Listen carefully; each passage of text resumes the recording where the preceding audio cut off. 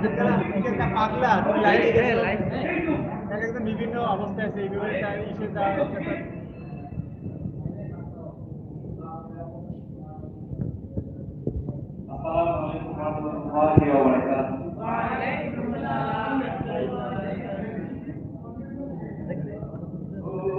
সকালে তোমার কাছে হরিকাল শোনাও গো দয়াময় খুব সকালে তোমার কাছে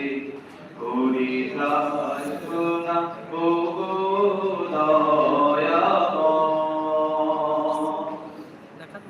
তোমার প্রতি ভালোবাসা যেন আরো তোমার